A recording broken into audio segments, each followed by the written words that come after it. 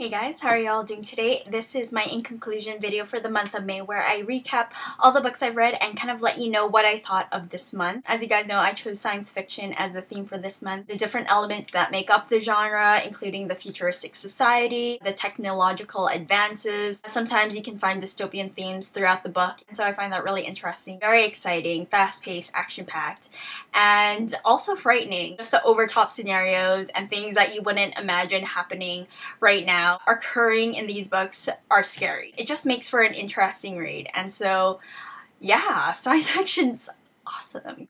Anyways guys, so let's start off with the recaps of the books that I've read this month. First, let's talk about The 13th by Georgia Twynham. As you guys know, Georgia is a self-published author in the UK, and she was really awesome to send me her first self-published book. This was really exciting for me because this was the first time I've received a book from an author and my first time reading a self-published book. So I thought that was really cool. Our main character is Val Saunders, and she's finding out that she's developing superhuman powers. She has the ability to teleport through time and space. Val's character is very geeky and nerdy. She's into comic books and graphic tees, which I really identified with. She also works in a bookstore. That really called to me because I love books, you guys know. And the action sequences in the book were really fantastic and well done. My only qualm about the book was the pacing. I felt it was a bit too fast-paced. I felt there wasn't a lot of time for me to absorb what was happening to the main character. But what really pulled the book together was the ending.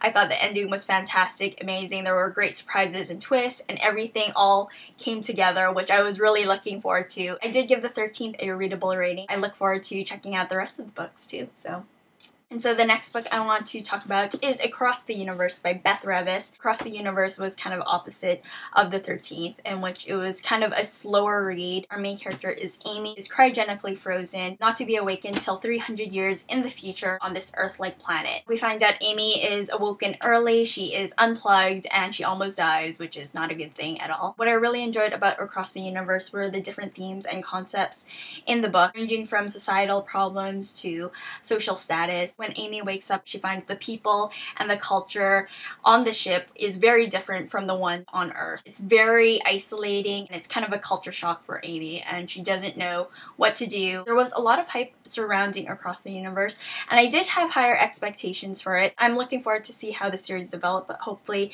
it'll pick up. So the next book I read in the month is Lies by Michael Grant, and this is the third book in the Gone series, and as you guys know, I enjoy the series a whole lot.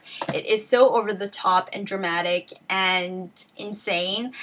I love it. I think Michael Grant has the ability to create authentic, realistic characters. You're able to sympathize and empathize with them. There are a bunch of characters in this book. Every time a new character is introduced in a book, I'm just wondering how they're going to contribute to the story, if they're going to save the day, if they're going to ruin everything. And so it's a very interesting read to see how these kids cope with the situations they're put into. I didn't enjoy it as much as Gone or Hunger, and I think it's because I didn't feel anything new in terms of the character growth changed that much. There were a lot of continuing conflicts that was touched upon in Hunger that continued on into Lies. I'm definitely looking forward to playing the fourth book in the series, and I've heard it's awesome, probably the best book so far, so I am hoping to read that sometime in a couple months.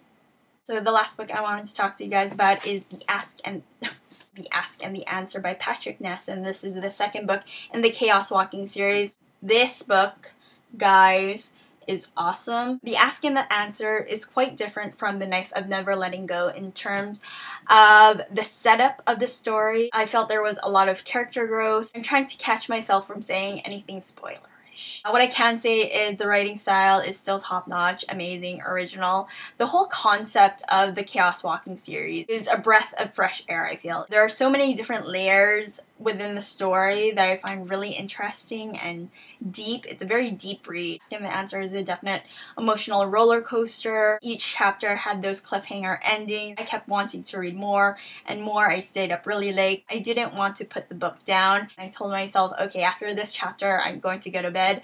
And then once the chapter ended, I would tell myself the same thing. Okay, once this chapter, I will go to bed.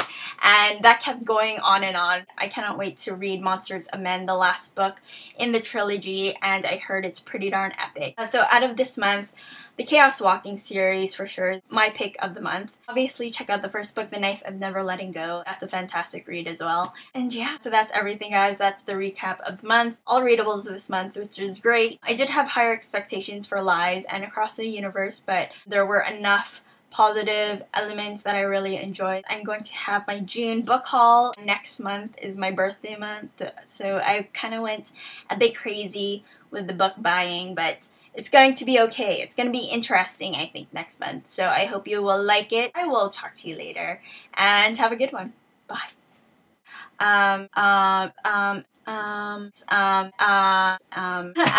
Yeah.